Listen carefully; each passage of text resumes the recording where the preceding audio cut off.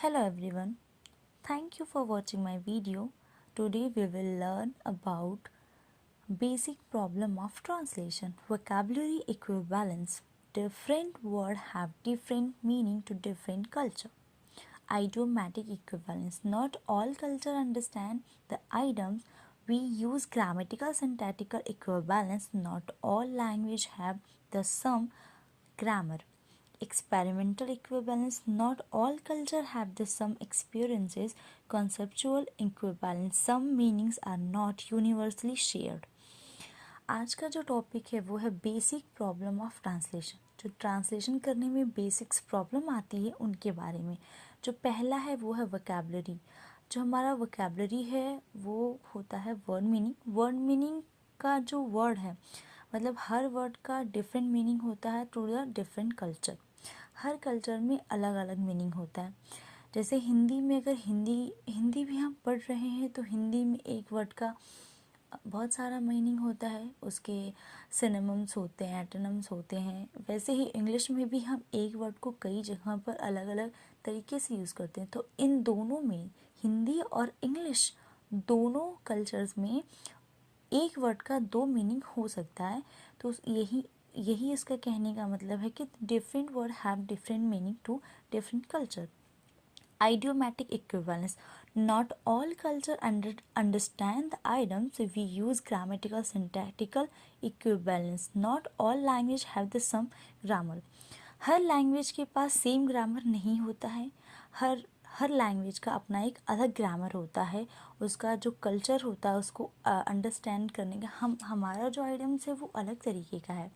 हिंदी का अलग होता है, इंग्लिश का अलग होता है. वैसे ही अगर अलग कोई लैंग्वेज है तो उसका अलग होगा. अगर हम फ्रेंच पढ़ रहे हैं या फिर कोई और लैंग्वेज पढ़ रहे हैं तो उसमें उसका आइडियम्स, उसका ग्रामेटिकल जो उसका ग्रामर है वो सिंथेटिकल है. जो स्ट्रक्चर्स होता है, जो वर्ड्स मीनिंग होती है वो सारा अलग होगा. ग्रामर भी अलग ही होगा.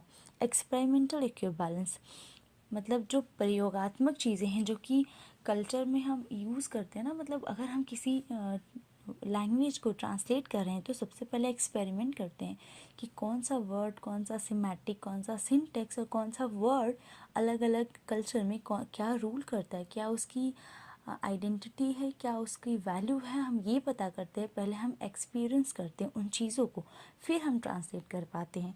तो यही इसका मतलब है कि एक्सपेरिमेंटल इक्विवेलेंस भी होना चाहिए. Not all culture have the same experiences. Her culture का सेम एक्सपीरियंस नहीं हो सकता. हर कल्चर में अलग अलग एक्सपीरियंस होगा. Conceptual equivalence. कॉन्सेप्चुअल मतलब होता है अवलोकन. कॉन्सेप्ट मतलब होता है मतलब कि ये होता है जैसे हर मीनिंग को यूनिवर्सली लेवल पे हम नहीं देख सकते. मतलब अगर एक मीनिंग है तो उसको हम कुछ ऐसी चीज़ें होती हैं जिसे हम सिर्फ इमेजिन करते हैं. वो एक कॉन्सेप्चुअल का मतलब भी यही होता है कि इमेजिन मतलब इमेजिनरी मतलब कोई वर्ड है जिसे हम एक्सप्लेन नहीं कर सकते लेकिन इमेजिन कर सकते हैं. वैसे ही वो होता है कि हर जो है वो यूनिवर्सली वर्ल्ड वाइड शेयर नहीं होता है. ओके, ये होता है कॉन्सेप्चुअल इक्विवेलेंस जो कि वर्ल्ड वाइड शेयर नहीं होता वर्ड मीनिंग. नेक्स्ट है जो मशीन ट्रांसलेशन है. A piece of text which has been written again automatically from one language to another by a machine. मतलब वो टेक्स्ट जो ऑटोमेटिकली चेंज हो जाता है from one language to another language by the machine. Machine के द्वारा एक language से दूसरे लैंग्वेज में चेंज हो जाता है, उसे हम मशीन ट्रांसलेशन कहते हैं. एम्प्टी इज टू टाइप का. मतलब मशीन ट्रांसलेशन टू टाइप का होता है. ऑब्जर्वेशन में एम्प्टी मतलब एम्प्टी इज मतलब machine translation. Observation empty computer based. Rule based statistical empty. Computer based होता है. एक ऑब्जर्वेशन मशीन ट्रांसलेशन होता है. पहला है जो वो रूल बेस्ड है. फिर जो है स्टैटिकल एम्प्टी है. उसके बाद हम लोग रूल बेस्ड को यहाँ पे डिफाइन किया गया है जिसको हमने शॉर्ट फॉर्म में RBMT लिखा है. Don't be confuse. RBMT मतलब rule based machine translation. RB system use a combination of language and grammar rules. Play dictionaries form common words.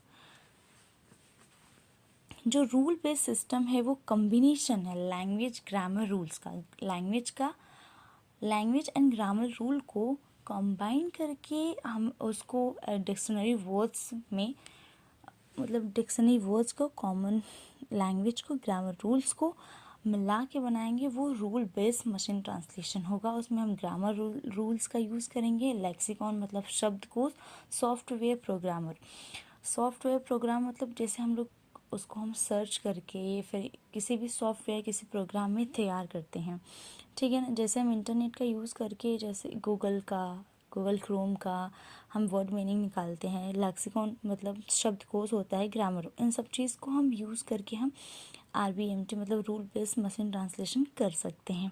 SMT मतलब होता है स्टैटिकल मशीन ट्रांसलेशन।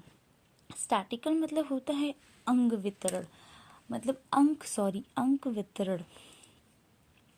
वितरण मतलब किसी चीज़ को सांख्यिकी रूप में मतलब गणना उसकी करके हम ट्रांसलेट करेंगे। तो learn how to translate by analysing existing human translation, मतलब वो हम सीखते हैं, उसको एनालाइज करते हैं कि जो ह्यूमन ट्रांसलेशन है कहाँ एग्जिस्ट करता है, उसकी जो अंक की गणना होती है, मतलब ट्रांसलेशन में हम क्या चीज़ कैसे यूज़ कर रहे उसके अनुसार उसको हम चेंज करेंगे, उसको ट्रांसलेट करेंगे, उसमें वो हम पढ़ते हैं SMT में, मतलब स्टैटिकल मशीन ट्रांसलेशन में।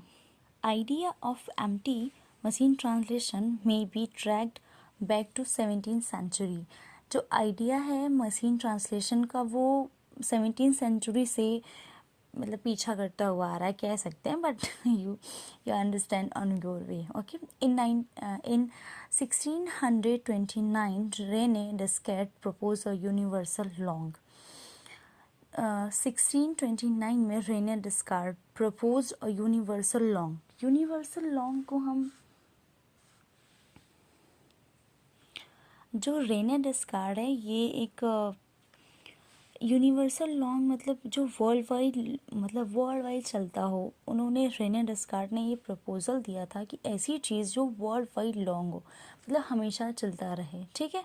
रेने डेस्कार्ट वो एक फ्रेंच फिलोसोफर थे, एक रेने डेस्कार्ट उनका नाम है, रेने डेस्केट्स उनका नाम था। वो एक Rene Descartes was a French philosopher and mathematician and scientist who invented analytic geometry linking the previously separate field of geometry and algebra। ये वो हैं जो एक साइंटिस्ट हैं, फ्रेंच फिलोसोफर हैं एंड मैथमेटिशियन हैं, जो कि उन्होंने इन्वेंट किया था अलजेब्रा और ज्योमेट्री। अलजेब्रा और ज्योमेट्री का जो फील्ड है वो डिफरेंट लिंक का है, मतलब अलजेब्रा अलग है, ज्योमेट्री अलग है। इसके बारे में इन्होंने उसकी इन्वेंशन करा था कि how is the separate linking of algebra and geometry। Okay, the idea of using digital computer for translation of natural language was proposed as early as 1946 by A.D. Booth and possible other। जो idea है digital computer का translation करने का एक natural language में, इसका जो proposal था उन्होंने वो A.D. बूथ ने लाया था इन 1946 में, और उनके साथ और भी लोग जो इसमें इन्वॉल्व थे। A.D. बूथ उनका नाम है Andrew Donald booth, was a British electrical engineer, physician and computer scientist who was an early developer of the magnetic drum memory for computer। He is known for Booth's multiplications algorithm।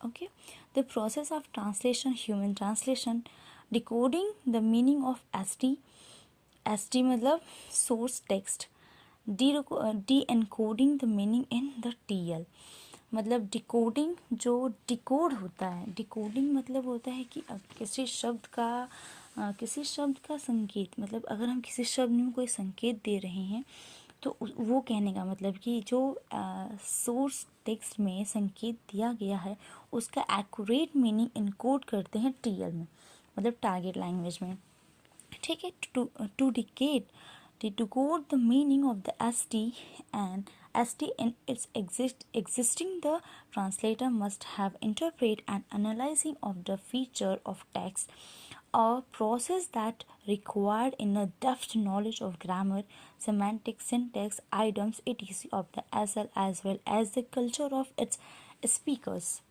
जो डिकोड्स की meaning है उसको हम S T मतलब source text से exist करके translate करके interpret करते हैं, जो जिस मतलब उसका जो टेक्स्ट है उसका फीचर, उसकी जो नॉलेज है, उसमें जो ग्रामर है वो कैसा है, इसमें जो सिमेंटिक्स है, जो वर्ड्स हैं वो कैसे हैं, जो सिंटैक्स है मतलब सेंटेंस वो कैसे हैं, सेंटेंस कैसे है, जो आइटम्स हैं वो कैसे यूज़ हुए हैं, वो सब हमें देखना है असल में मतलब सोर्स लैंग्वेज में as well culture of a speaker. और वैसे ही जैसे कि कल्चर में स्पीकर बोला जाता है, कल्चर वाइज में वो grammatical, semantic and syntax items wise एकदम करेक्ट हो। Some depth knowledge in re-encoding in TL there is a lies that the challenge is empty how to programmer a computer that will understand a text as a person does। एक lies था जो machine translation में था कि वो एक person जैसा कर सकता है वैसा ही कंप्यूटर भी कर सकता है, उसको अंडरस्टैंड कर सकता है।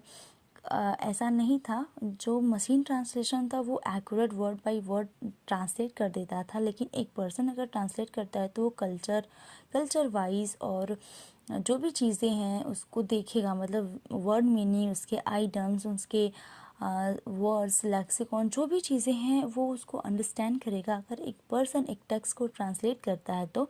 लेकिन अगर एक मशीन करेगा, मशीन ट्रांसलेशन होगा तो वो इन सब चीज़ों को अंडरस्टैंड नहीं करेगा, वर्ड बाय वर्ड ट्रांसलेट कर देगा। Okay, in is most general application मतलब किसी पर्सन के द्वारा translation is a general application and it is a beyond current technology, और ये इस करेंट टेक्नोलॉजी से बियॉन्ड था। It works much faster. Bernard Vauquois pyramids showing the capturing depends of representation interlingual machine translation at the peak followed by transfer based and direct translation। मतलब ये दिखा रहा है कि जो Bernard Vogt's pyramids showing comparative depths of representation interlingual and machine translation at the peak followed by transfer based and direct translation। ये जो यहाँ पे है ये पिरामिड है, उसके अकॉर्डिंग हम देख सकते हैं कि हम सोर्स लैंग्वेज को कैसे टारगेट लैंग्वेज में चेंज कर सकते हैं। Interlingual generation, transfer, analysis and direct translation, this is the form to the source language in change into the target language। Okay,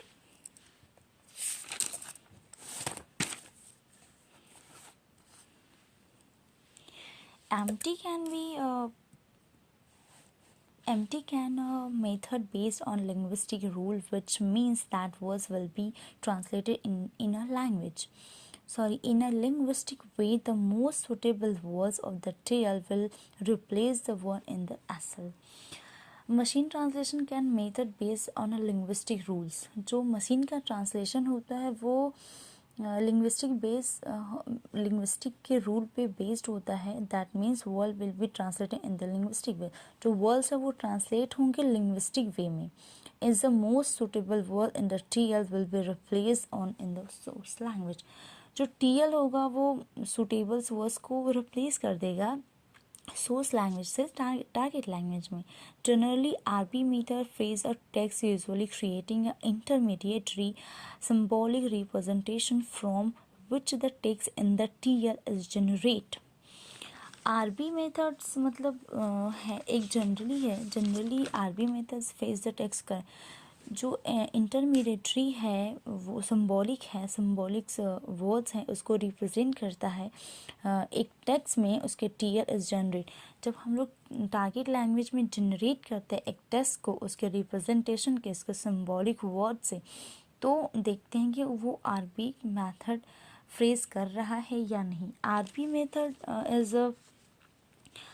method is about the rubidium strontium dating method. RB का full form होगा rubidium and स्ट्रोनिटम.